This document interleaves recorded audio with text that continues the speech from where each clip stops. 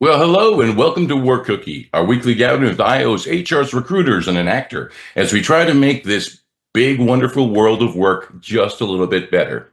And Heather, I'm actually really excited about our topic today Yeah. because, like everybody else in the world, I think we've all experienced this, but we're going to talk today about why your feedback isn't working and hopefully how to fix it.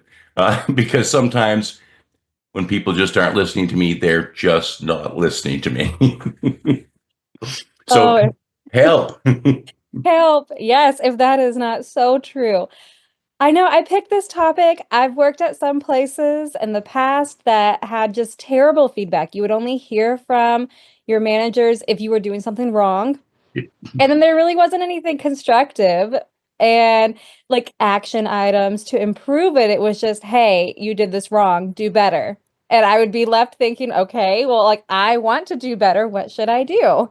And so I love this topic. I really liked the if you're familiar with the feedback loop, which we can discuss more of that later on. But I actually found, and I put it in the comments, there's a little Gallup link down. It's like the third one down, and it's talking about an employee engagement research survey. And they found that last year that it was very hard, like the least strongest agree or strongly agreed response choice was for in the past 7 days, I have received praise or recognition for doing good work. And as IO psychologists, we know that positive reinforcement is such an important part to improve employee morale and engagement and productivity and overall doing things correctly. And so to not have employees agreeing strongly that even their good work is being recognized, how do we improve that? How are we going to elicit those kinds of behaviors going forward if we're not positively reinforcing them? Is there any solution? I mean, I've had employers in the past who, we all knew if it was a bad day because, our boss would just sort of go down the food chain. You're not doing this, you're not doing that. And it's not an environment you want to live in or work in. So, if we are in that position, how do we get people to actually listen to us, to get our voices heard? I've been reading about speak up cultures and the benefits of those. But what I'm seeing out there in the real world is that is becoming less and less desirable. That it's, we seem to be pulling all of the advantages and all the steps forward that, have been taken over the last number of years, seem to be pulling back. And so if you want to voice your concern about that, no one's listening. Right. And I think the first step is, well, one, I always circle back to communication. If you're not communicating what's necessary, no one's going to know. No one's going to read your mind. We don't have telepathy to just like communicate it through our thoughts, but we do need to communicate it and we need to communicate it in a way that's understood. So, with that being said, you can't just go up to your boss and say, "You're not recognizing me enough." That's going to go over like a lead balloon. But if you can approach the conversation in a way where there's open dialogue and the ability to voice your concerns without feeling like you're going to be reprimanded or if there's going to be negative consequences, which, by the way, circles back to psychological safety in the workplace, you can open up that dialogue to discuss, well, how should I be approaching feedback? But again, Um, yeah. do we need, and maybe LindaAnn, you want to get in on this, but do we need HR to step up? Because I've also, I'm getting old. I've worked for a lot of different organizations, and I've actually seen situations where someone went to HR with a legitimate concern, and HR threw them under the bus to protect leadership because it was a leadership issue. So instead of, dealing with the leadership issue, we'll just punish the employee who raised the issue. Um, so, LindaAnn, my guess is you wouldn't be in support of that type of thing. No, no, no. I mean, because you have to look at, I mean, it's really that's the tightrope we walk, right? Is representing both opinions or perspectives. I think some of the challenge here is the expectation for praise, right? Mm. So, for example, I've seen this a number of times. You have, like, when you're doing a performance review, you usually have a Likert scale, and there's, ratings and so forth. And some people will just say, I'm exceptional at everything. And I'm very clear about communicating. Proficient means you're doing what you're supposed to do and you're doing your job, right? That's Right. what the expectation is. When you go up and above and beyond that, then you can go to the exceeds expectations or is exceptional or whatever that is, right? I think that many people in the generations coming into the workforce were told good job every time they put the toys away, every time they closed the cabinet door like they were supposed to, every time they did whatever it was, they were given praise. And I think that we're going to have to make some kind of, there needs to be communication on that adjustment, right? When you're doing your job, I expect you to do your job. And if I don't come by and give you a pat on the back every day, that's okay, right? But when I have gone that extra mile or I have exceeded the expectation, then that's reasonable. So I think we need a little bit more understanding of that study. Like, really, what is the expectation from the employee to receive praise, right? I mean, Right. if you go to the 1 Minute Manager, if you want to change behavior, it's like, fine, catch them doing something right, and that works. There's no doubt that works. I think, though, that we have to really understand the complete picture on that.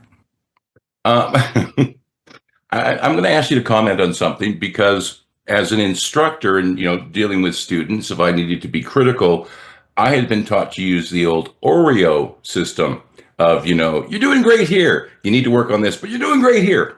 And then I got told, yeah, that doesn't work. But when we're going through those reviews, should we consider the Oreo concept?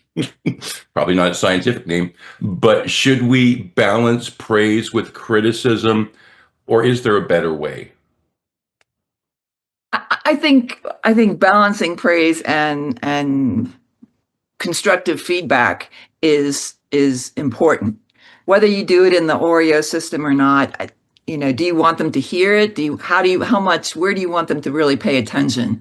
I think is the rule on that, because sometimes it does minimize the point you're trying to make. And if you are giving honest feedback regularly, you really shouldn't need to sugarcoat it, right? The other side of that is, are you setting expectations for whatever it is correctly? What I see often is that people have not communicated clearly the expectations that they want to have you achieve, and then when you don't do it, they see that as problematic. And so, yeah, it's an art form, and it's an art, not a science. Almost sounds like you were describing a kindergarten class at the end, but maybe everything that I should have learned there. So thank you very much for that. Amanda Ray, over to you. Hi, Tom. Thanks. And don't should yourself. None of us should, because we all try to do until we do what we know until we know better. There's a number of things that have been mentioned that I'd just like to pull some evidence-based items to the forefront. That there's this thing that's known as the positivity-negativity ratio, depending upon the relationship at where you're at. It's going to take more positives to offset negative interactions. And the psychological safety and the trust that is established within those relationships can really act as a buffer if you have certain feedback to give. The intention, though, is to not try to build yourself up because, oh my gosh, I have this bad feedback, or lack of better words, I hate that term, bad feedback, but that's often how it's framed with the general public, is less than desirable feedback to give someone. So you don't want to put a lot of these surface level praises into someone's bucket. You want them to be very authentic when you give any form of recognition. And I often try to encourage folks to find things that actually resonate with you, that you want to recognize about someone, and that you really want to see them repeating. Because if we recognize what someone is doing well, they'll be likely to repeat that. Also, there's some differences between praise, recognition, and appreciation. Praise tends to be like that general, oh, you're doing so great. But what does that really reinforce? It's a very big umbrella. It doesn't give specifics. It doesn't give how the impact has been made. So if you can shift to the recognition component that incorporates praise, it illustrates that you've been paying attention to, this is what you're doing great at, and this is how it's contributed to the impact.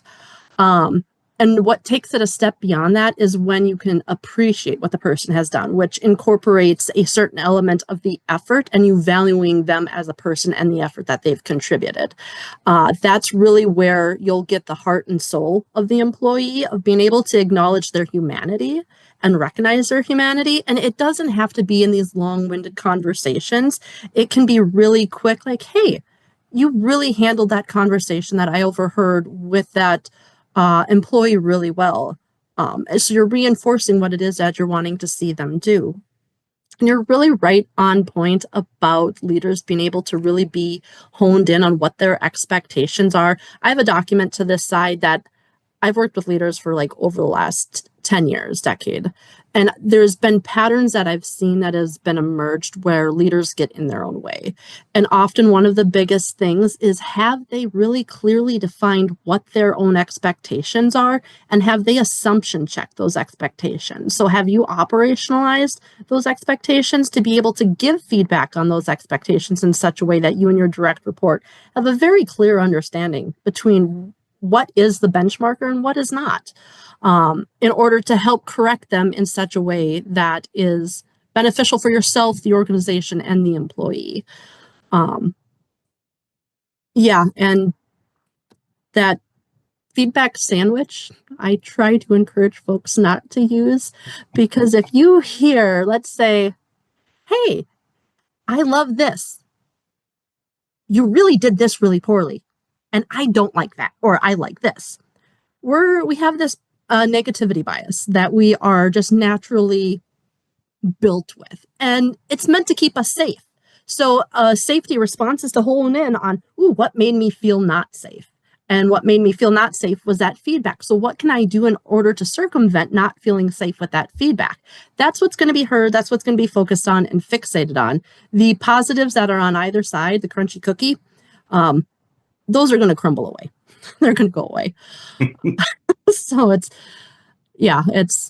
there's a lot of things that leaders need to unpack, and it's often really starting with that inside out approach. And I've worked with leaders. In fact, I have seen the leaders that do it the best, that take the self-initiative to find out what kind of feedback and what kind of recognition do their direct reports like, either if it's from the onboarding or if it's from their own onboarding that they're new to a role.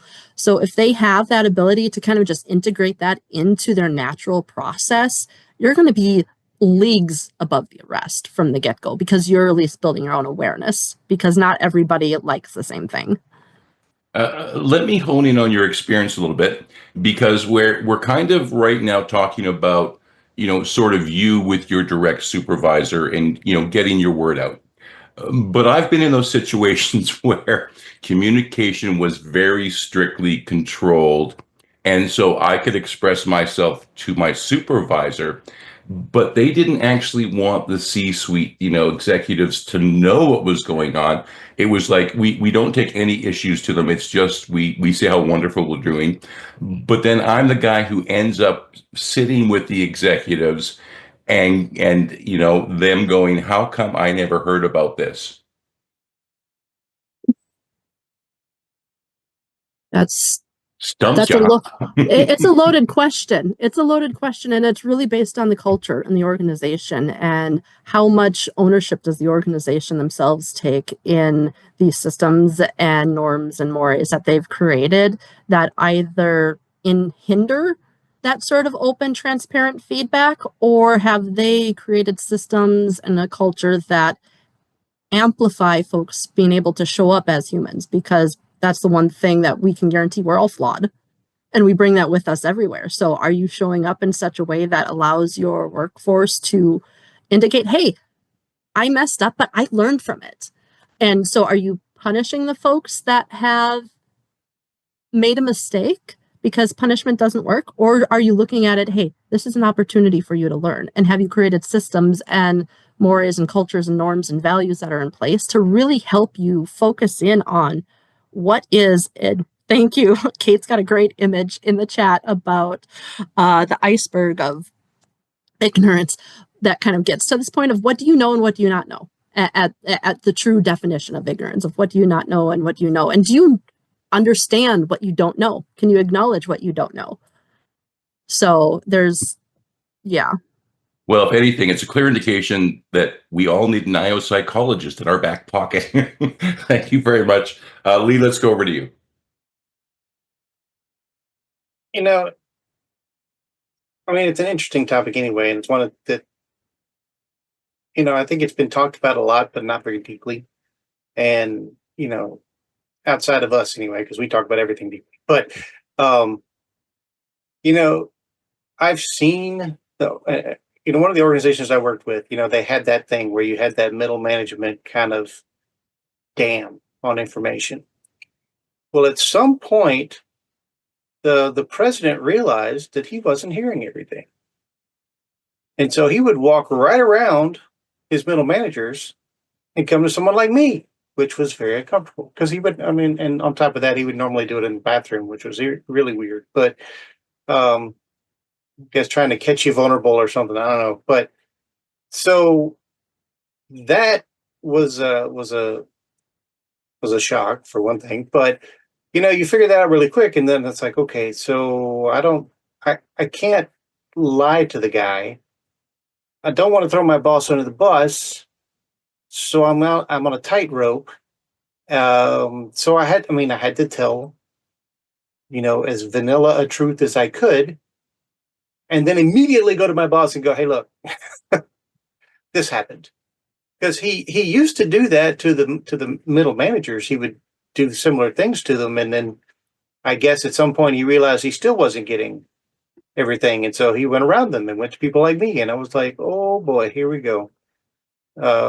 So figured out pretty quick, as soon as you left that interaction, you went to the boss and said, hey, by the way, he just cornered me and this is what he asked, because it's going to come around and ask them too. Anyway, so one thing that I like to do with teams is managing expectations is like huge. And we tend to focus on the top down. And I think that that's totally missing the bus, because you need, just because you have expectations of your employees, they also have the right to have expectations of you. Just like you have expectations of your boss, and those need to be communicated. So I like to start off with a very frank conversation, polite, respectful, et cetera, but very frank about what are the expectations. And it's often quite humorous to see the look on my employees' faces when I ask them what they expect of me, because they've never been asked that before. Which, that shows you a symptom of the problem right there. And so the very first, I sometimes have to talk to them more than once, because the first time it's like, the kid who's got caught doing something. Oh, I can't say anything. I'm paper locked. So sometimes, well, you think about it, and we'll circle back to this and have this conversation. And when they realize that I mean it, I really do want to know what you expect of the person that you report to. Then usually that opens up the floodgates, and all of a sudden, whoa, slow down. I can't take it all in at once.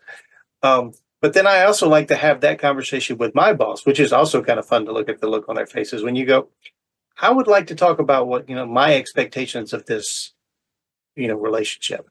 And that's often kind of entertaining and very telling about the culture that you're in.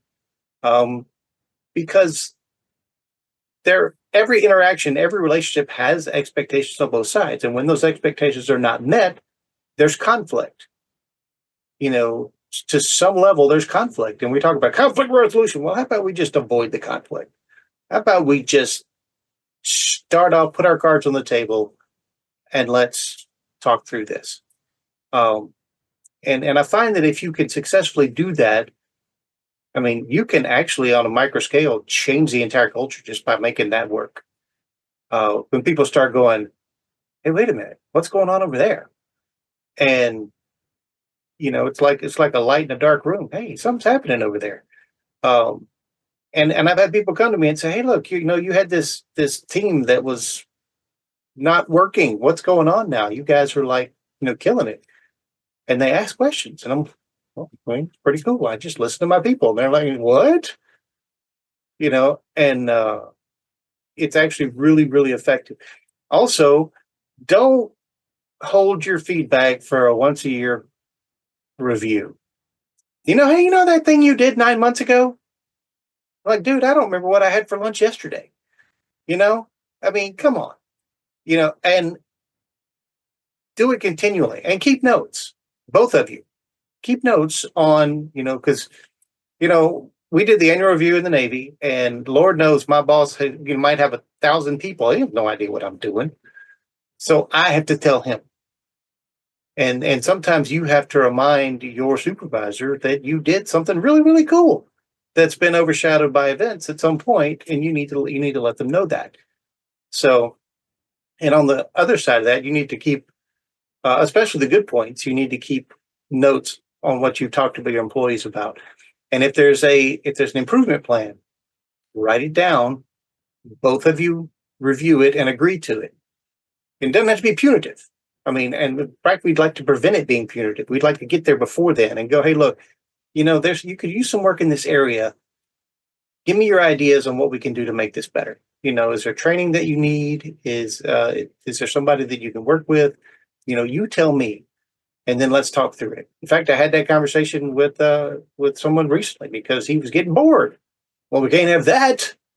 I got plenty of work. So let's talk through that, and let's see what else maybe you can take on that you'd be interested in. But we had that conversation. Now he's taking on more things. I don't have to deal with it. It's all good. But we didn't wait. And that's the key, is the immediacy of this, because we have people these days, they have the attention span of a goldfish, and you really need to make it immediate. You're on mute, Tom. Better when I'm not. Thank you very much for that. It's a great start. Like I can really sort of sense the transition of moving away from the paradigm that we seem to be a little bit stuck in. So thank you very much for that. Nick, let's go to you. Yeah, it's, performance management, feedback, all of this is kind of that, nobody wants to touch it with a 10-foot pole because it's hard, and it's hard to be genuine. It's hard to balance both sides, or 8, 12, 15 sides of any given team. A couple things that were hit on in the chat that might have stole my thunder, but it's an audio format, so I'm going to go ahead and say it. LindaAnn brought up a grading system. At some point, a C was average. It was adequate. It was baseline. It was meets the standard.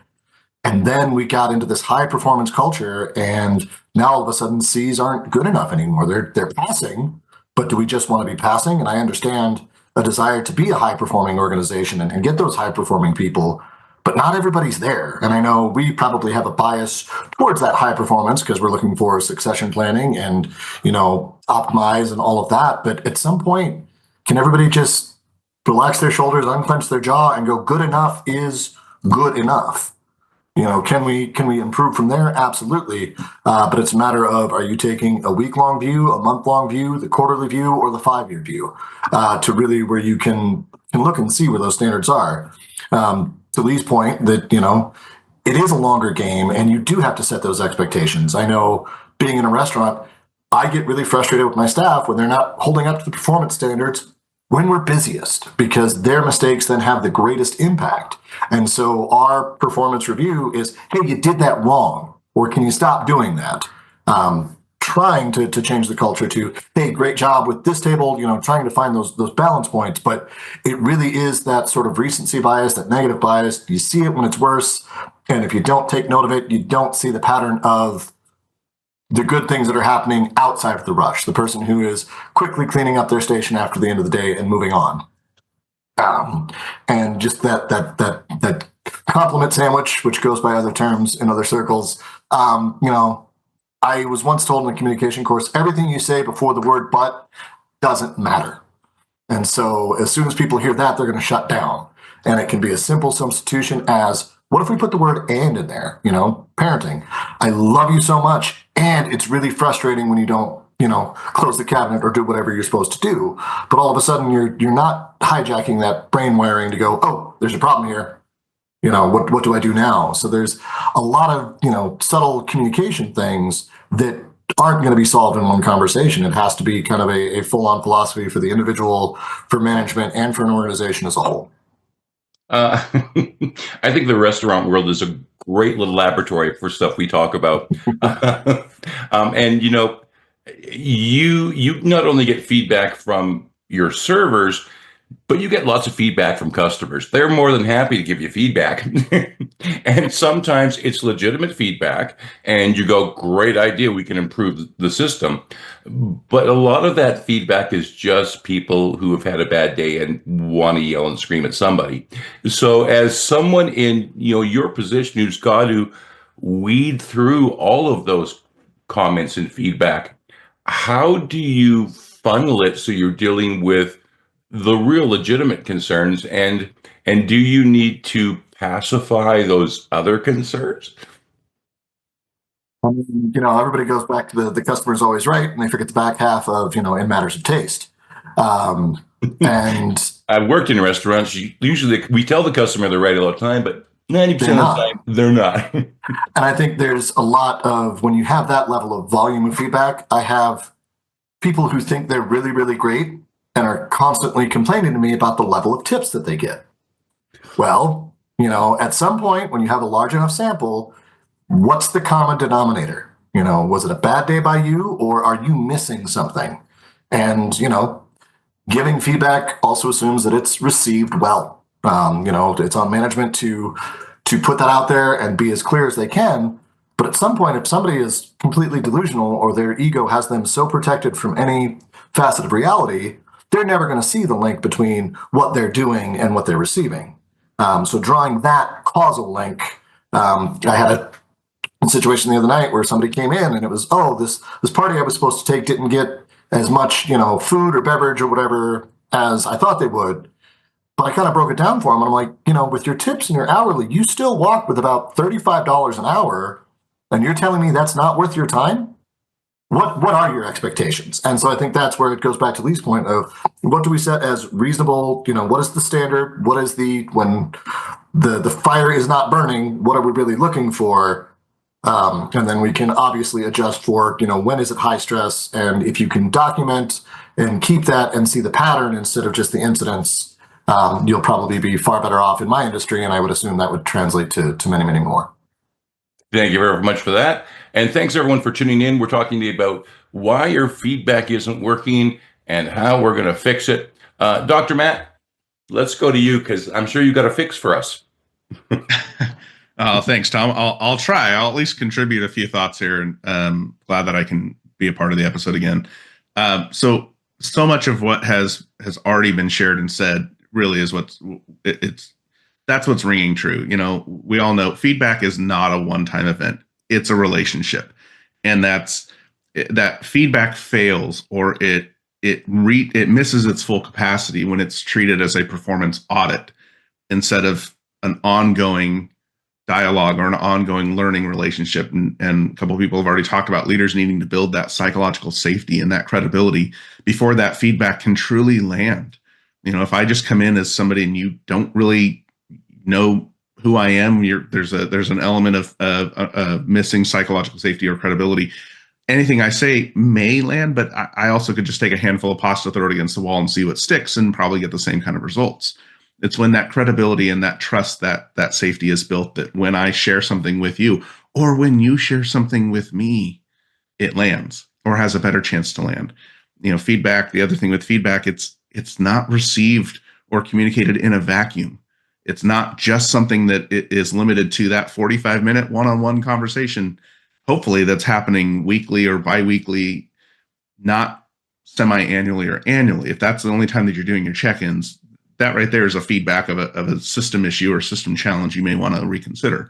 But that feedback isn't received in a vacuum. It's filtered through so many different things, through emotion, through identity, through context, through how people show up, through how people are engaging in some of the different initiatives or some of the different projects or programs or things that you're asking of them. Their communication, even if they're not verbally saying it, their behavior is communicating a type of feedback that if you as the leader or you as the employee can recognize what to look for, can begin to start to see patterns or start to see things, all of a sudden those are different moments, those are different beacons of feedback where you can say, okay, I can take this and I can learn, and I can, what might be perceived as threatening or devaluing, what might be something that here's an opportunity where I can do better, we can do better, the relationship can grow, all different ways. That feedback is not limited to those conversations. It's not in a vacuum. It's all around you. If you open your perspective to that, and if you allow that to be part of your process, and to keep bringing up the compliment sandwich that multiple people, or the Oreo that multiple people have shared so many good points on that. Yeah, when that's the approach that you use, it may work the first 1 or 2 or 3 times. But if you're the one giving the feedback through that channel, and that's the only channel, others start to recognize what's coming. And so I think it was, I don't remember who it was talking, Amanda Ray, I think, was saying, if I know that Tom, you're going to give me feedback through that sandwich, here's what you did well, here's what you need to work on, here's what you did well. That first, here's what you did well, I'm not paying attention because I'm waiting for the other shoe to drop. It's lost. It's gone. Doesn't matter what you said. Could be the winning lotto numbers. I wasn't paying attention. I'm waiting for the shoe to drop. The shoe drops. You tell me, here's what you did wrong. And you follow it up with, but here's what you did well. I'm not listening to what you said after, because my mind is focused on, oh crap, here's what I did wrong. Maybe I'm being defensive about it, saying, well, I didn't do that.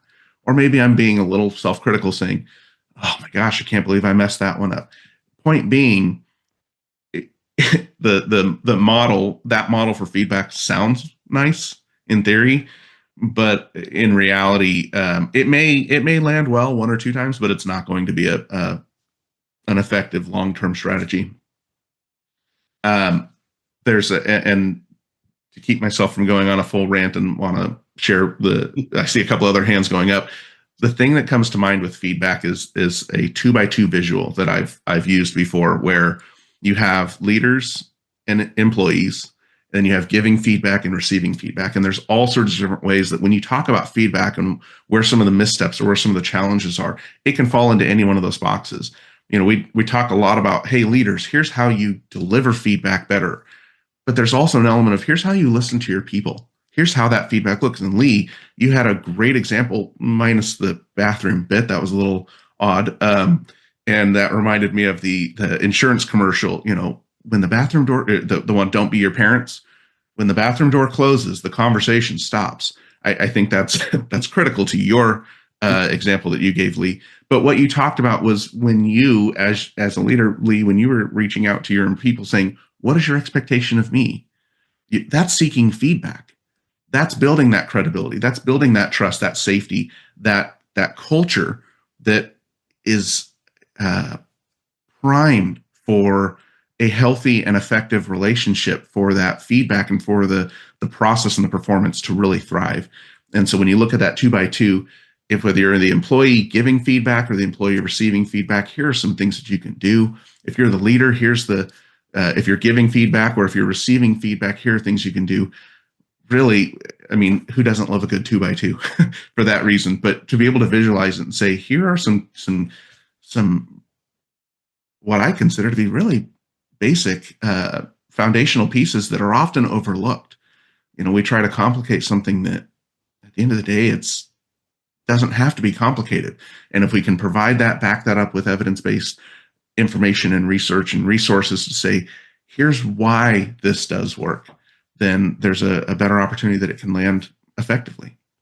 Well, you raise a really good point that, as we're talking about feedback, it's a two-way street. I mean, we've been focusing a little bit about that feedback going upwards, but it also comes back, and you're right, it's really a communication dance.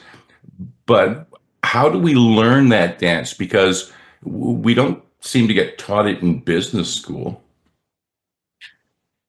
Oh, that's a good question. So I think business school, I think there are some concepts of that, but no matter how deep you go in research in the classroom, it can be completely different when you go out into the real world. And kind of the thing that comes to mind, there's a bar not too far from where I live that every Friday nights, or something like that, they do line dancing. Now, I have not been there for that or to participate. I've been there for dinner or whatever and saw it happening. But you watch everybody that goes out there, and there's a few. There's an instructor who gives a few. Hey, here's what we're going to do. It's this, this, this, this. But for the most part, people are learning by doing it. They're getting in. They're getting out on the dance floor, and they're following those steps. And once you learn the basic cadence, here's what that beat is going to look like. You can start to pick up some of the other elements, and all of a sudden, next thing you know, you're line dancing. Now I'm still over at my booth eating my dinner, but the point is, how do we learn that? It is a dance, and one of the easiest ways to learn it is by putting yourself out there. But you have to have that safety built into that organization, or at least built within yourself, to say, I'm okay going out there and knowing that I will misstep, that I will mess this up, but I'm going to continue to learn and I'm going to continue to adapt. That's learning agility. And when you tie that in with performance and feedback, it's the ability to say, and the acknowledgement to say, I'm not going to get this right, but I'm going to make an effort. And it's through that feedback in that process, doing it in action, where if I open myself to learning what I did well and what I didn't do well, I can continue to adapt and shift the way that I'm approaching it. And before you know it, you're now one of the people that is leading this for your organization. Here's what this looks like to have healthy feedback on your team. And that doesn't mean you as the leader. That can also be you as the employee. If you are that catalyst that brings that in, you mirror this, you exemplify it, you can be that catalyst that everyone starts going, what's going on Tom's teams? Tom's got something good going. Well, there you go. Thank you very much for that. Rich, over to you. Yeah. As we're talking through this, I was on my podcast, the Harmonious Workplaces podcast. We had one of my professors from Purdue on there, Jonna Van Thiel, and she was talking about that leaders should be curious. If they want adaptable and resilient workforces, they should be curious, right? They should exercise some level of curiosity about the people, about what's happening in the organization, right? And one of the things that she mentioned was this really great book I just finished by Tasha Eurich called Insight, who's written by another industrial organizational psychologist. And this Insight book talks about the delusions that people have about themselves. So 95% of people claim that they are self-aware and we know ourselves or whatever, but the reality is only about 12 or 15% of people really, have that, particularly on the, and I don't want to vilify the leadership, right? Because it's not just leaders, right? I mean, we have this perception of ourselves, but I think one of the ways that you can have feedback land better, right, is when you put things into the context of having people be more aware of themselves, and part of that is going to come from having them to some extent, be part of the goal setting process of so they are actually owning these goals, right? One of the things that's worked remarkably well for me is when I've had that goal setting, and then we have a scorecard that each person is in charge of keeping for themselves, right? It could be a written scorecard, it could be something that's digital, whatever it is, but it's something that they bring with them to our standing meetings every day, if we're doing that type of thing. And there's another mode of thinking from the entrepreneurial operating system, EOS, if anybody's ever heard of that. But that's they have these things called level 10 meetings, which is a 90-minute meeting once a week, typically among leaders, but it's everybody that is involved and has one of these scorecards that they're keeping. They present their numbers, right? So it is feedback to the extent that, and it doesn't work with like huge teams, of course, right? Because that everybody reporting on that would be a problem. But the idea is that you are not only accountable and you have this your ownership of your goals and where I'm at with these goals, right? The other thing is that the feedback is never like out of the blue, because every week you are getting feedback on what's happening. Every week, everybody is getting up to date with what is going on in the organization as a whole, and hearing from other people. And there's a section in these meetings where issues are addressed, right? So we've got these issues, and we're tackling these issues, right? So when you have that ownership of what's happening, and you allow that kind of agency to happen in the organization because they have this ownership, you tend to have that feedback land a little. Not only, I mean, it still hurts if it's bad, right? I mean, or I don't want to say bad, but if it's perceived as I have a gap, but it's oftentimes a measurable gap, where you would rather be. And there are studies that show this, that you would rather. I can't remember the study. I just read it last week too, but where employees would rather know where they're at and what the gap is between their current performance and where they should be, than being left in the dark and eventually told, hey, you're not meeting the mark, and adios, right? So yeah, that's what I got to say about that. Well, let me ask you about, because when you're talking about that, I see an organization where communication needs to work well, because, especially with feedback, sometimes organizations will limit knowledge and information. There's the sacred knowledge. And so if I'm working on a project, my supervisor might think that, well, I need to know about my little element of the project, but not the larger project, and even how my piece fits in.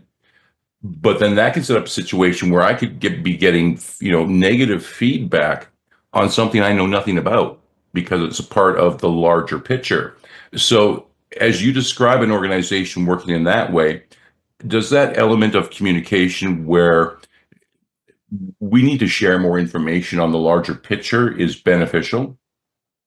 It's, I mean, that's one of the benefits of having these kinds of meetings where it's interdisciplinary. You have people who are coming in from the different other departments of the organization, right? That's the idea of that level 10 meeting. So you actually have people from marketing, sales, ops, HR, accounting and finance, and of course, the executive teams, right? So it's really hard to hide those steps, right, that are required if you have the entire pieces of your internal system there giving a report, if that makes sense. It does. Right. Yeah. All right. Thank you very much for that. LindaAnn, back to you. So just to follow up with Rich for a second, I think having people look at their expectations and their standard, all those things on a weekly basis, creates a self-accountability, right? You go, oh crap, I forgot about that, or I need to work on this, or whatever that is. And just having them go through the process of paying attention to it all the time can create some self-regulation and motivation and those kinds of things just on its own. Giving feedback, especially if it's if you have to talk to somebody about something that didn't go so well.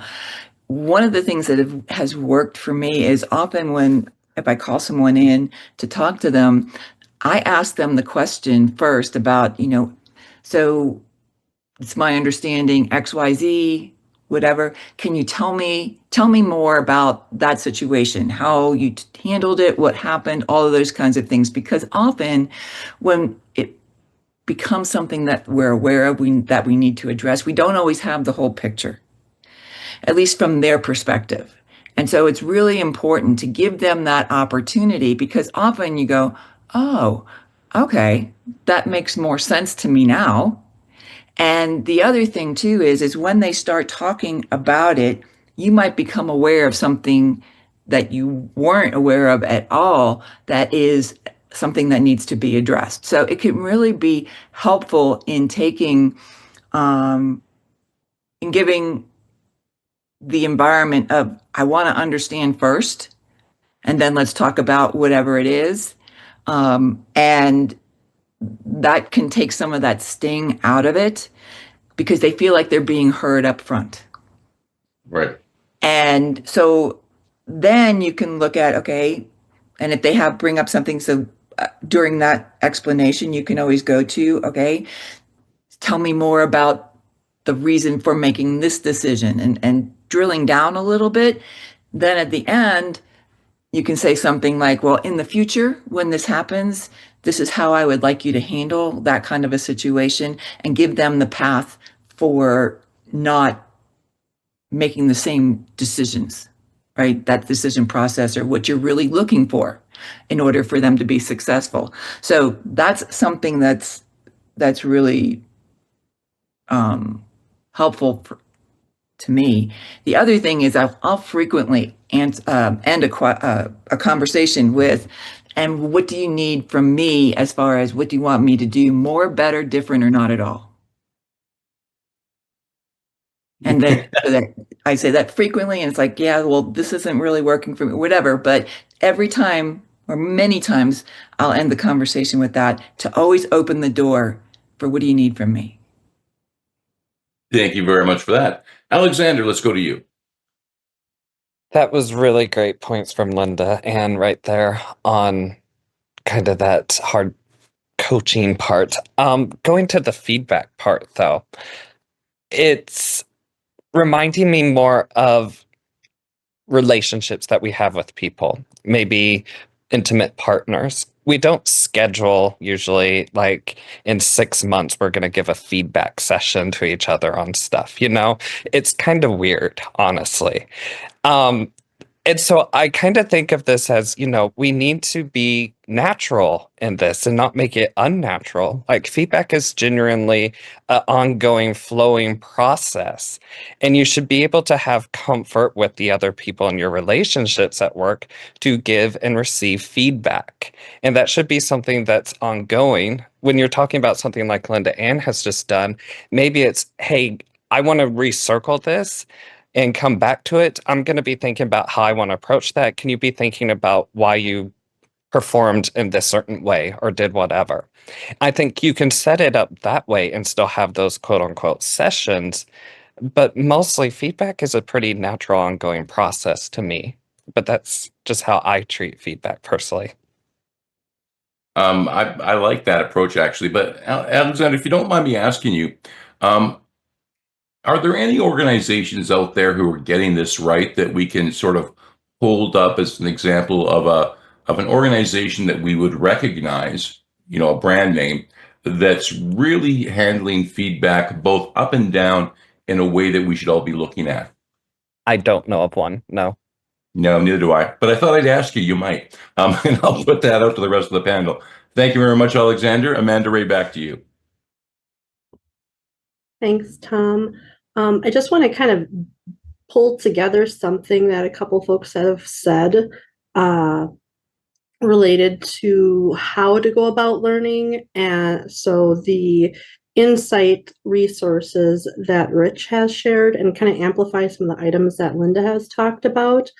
I love how the book that Rich shared takes it beyond self-awareness, because self-awareness is really topical. It is great to know that you can't eat bananas. Let's say you can't eat a banana, since we've talked about a banana before during this session.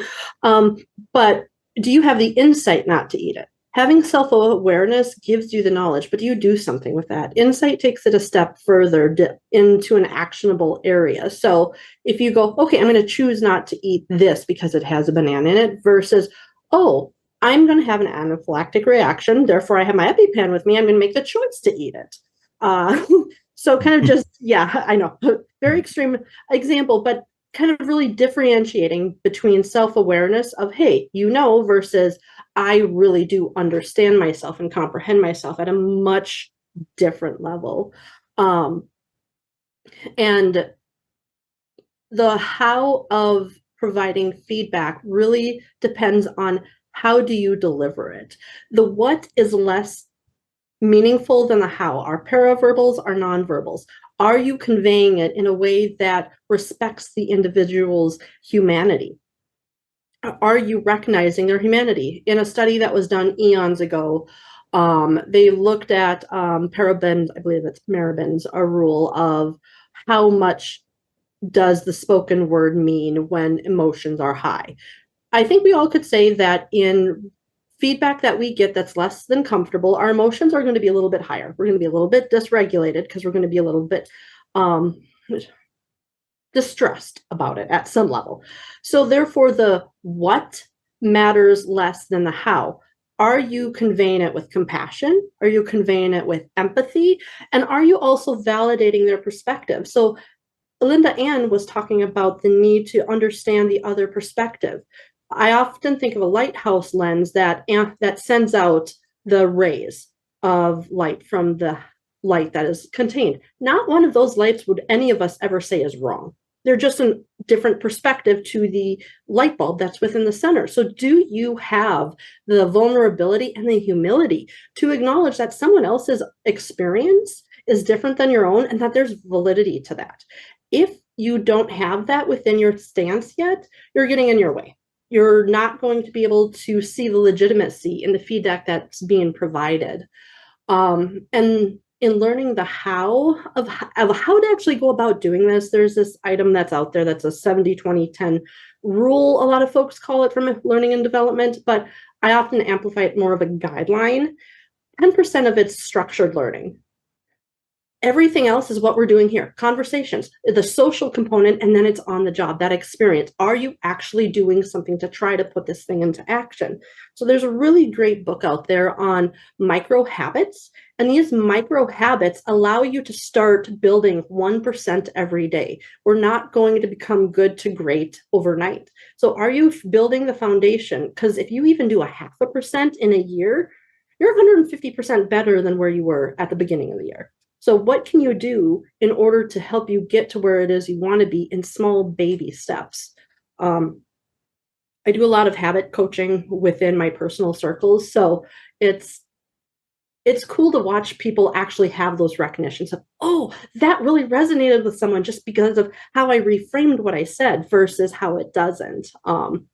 So yeah, I often, if anything to take away, focus more on the how than the what.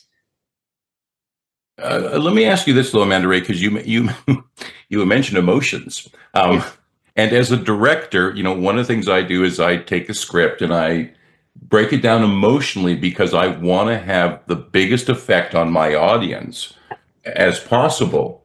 Yes. Should we? But I can manipulate people's emotions, which is very dangerous. Especially when if we're getting negative feedback, we realize that there could be, and there usually is, an emotional component to that. Should we do some work on trying to change the emotion to more of a positive mindset to open up communication? Or is that a path that could go so wrong we don't want to go down it? The research says yes, because in fight, flight, freeze, when we have those less than feel good hormones, even EDMR studies have shown that our field of visual acuity restricts itself down. Our peripherals are less than good. to put it simply. But there's this other thing that's been coming around from Dr. Barbara Fredrickson, the broaden and build theory of positive emotions, that pretty much stipulates and is gaining a lot of groundwork in the last 25 years, that when you are in a positive emotional state, it opens you up to not only seeing more options and accumulating more resources, but allows you to build upon them. So therefore, if you're in a positive emotional state and you are opening yourself up to it, you are providing yourself a greater opportunity, or those you're giving the feedback to build upon what it is that you provide them versus shutting down. It is very hard for someone to stay emotionally and cognitively intact if they're receiving feedback in a less than desirable how. Versus, there you go. yeah. I will continue to manipulate. Thank you very much. Thank you, Amanda Ray. Manny, always great to see you. Let's go to you. Thank you. Welcome back. Thank you. So I think everything has been touched on, and I do appreciate everyone who has been talking. And then the whole emotions, points, they've been really on point. But I just want to be brief, because when somebody talked about it should be a two-way feedback, that was a brilliant move. But then also, I just want to kind of like bring to your attention that whenever we are giving feedback and then you say something negative within the feedback, already the mind is kind of like closed up and won't even remember the positive that you've just said in the moment. So how about when we kind of like leave the feedback to kind of like be really for these hot moments whereby we have to sit with our emotions, like somebody says, we have to have that awareness of the emotions that we are also communicating in the moment when giving feedback. And I think being aware of the emotions is also being able to sit with the emotions, and then also being able to support the person you're giving feedback during in the moment as you're giving them this feedback. Right. So that kind of like leaves little room for you to give the positive feedback as well. It kind of like now messes up with the trust. This person is not really trusting what you're now giving them back. Their wall is already built up. So how about if we kind of like have the debriefs, the debriefs that are ongoing, to kind of like build that relationship. I've been in a situation on the receiving end whereby I always have like debriefs with my supervisor, and these debriefs are solely to just kind of like support me, to just kind of like validate me, to give me that whole positive feedback in everything that I'm doing. Validate me, acknowledge me within the debriefs. But when we are coming to the feedback, I know they're gonna give it to me. They're going to give me everything that needs to be given feedback as a constructive feedback. So when they're giving me feedback, I'm trusting them in and because the credibility has been built through the relationship we've had, through these debriefs that we have like on a daily, on the check-ins. So my point is to just kind of like try to literally kind of like separate, and then we embrace ourselves for these feedbacks, to know that you're going for like these feedbacks, but they can kind of like go either way, because we all have different emotions. Like somebody has talked about a fight, freeze, fawn, and these are kind of like works that leaders have to do to know where your triggers are, and also to have the ability to deassociate yourself from whatever feedback that you're giving back and whatever feedback you're going to receive back. Because in most times we really absorb this kind of like negative, or if the feedback is kind of like in a negative way, you kind of like absorb it and then you react from it as opposed to being responsive. So if as leaders we could also find ways of kind of like deassociating ourselves and understand, because if I know, for example, when it comes to like self-awareness, if I know I'm beautiful, your feedback of you telling me that I'm ugly won't really affect me because I know myself already. So when you have that self-awareness, you should be able to have the ability to self-regulate yourself in the moment as you're giving that feedback. In terms of, if you give that feedback and then this person gives you that negative feedback, it's not even solely about you as a person. It's about for the betterment of the organization. Because in most cases, we have leaders as individuals who kind of like absorb this kind of like maybe negative feedback, or even employees every day. And they end up to they end up reacting, and their reaction kind of now shows off in their actions as punishment, the subtle kind of like punishments, or the kind of like backhanded compliments that they give to employees, because they feel like they were offended with how this employee gave them feedback. They took it personal. I think that's what I wanted to say. They take it personal.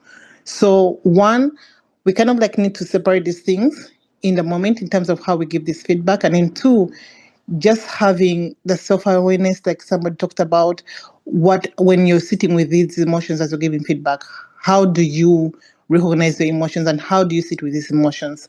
How do you deassociate yourself from these emotions so you can be able to be in the power, or to be regulated so you can be able to give this feedback in a way that is not really kind of like seem like as if you're trying to nitpick on this person that you're giving feedback to. So I hope that my point has kind of like been understood, but that's what I wanted to kind of like shed light on, to separate, and then also kind of like sit with the emotions, but then also not kind of like let them absorb us as leaders when giving feedback. Thank you very much for that, Imani. And I think it was a little over 30 years ago, I read, I think it's Daniel Goldman's book on emotional intelligence. And I think today we should have an emotional intelligence test for everybody we're going to put in leadership. So thank you very much for that. Heather, great discussion once again. I was really excited about this topic. I'm maybe even a little bit more excited about next week because it's IO psychology for the one-person business. So I'm interpreting that as we're going to talk to entrepreneurs and we're going to talk about what it's like to actually have your own business. And many of you are entrepreneurs. Am I going in the right direction? That is correct. Yes. So it's solo but not simple. So it's the IO psychology for the one-person business. I'm really excited about this topic. So I hope you guys all come and join in next week too.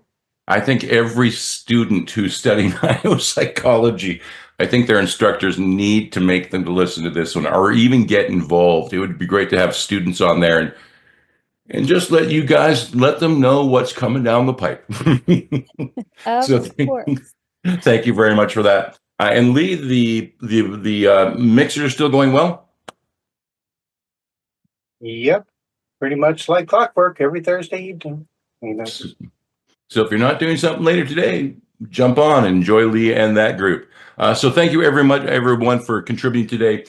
Great chat once again. It's so wonderful to be able to bask in your knowledge and to take a little bit of that forward with me in the rest of my life. Because once again, these skills, we focus on the business world, but this is so relevant to everyone's life and just being a better person. And if you can't work out the relationships at home, you ain't going to have any success at working out the relationships in business. So thank you once again, everyone. Heather, thank you very much for leading us. And with that, why don't you count us out and we'll see everyone back here in 1 week's time. Of course, absolutely. Have a wonderful day, everyone. 5, 4, 3, 2, and 1.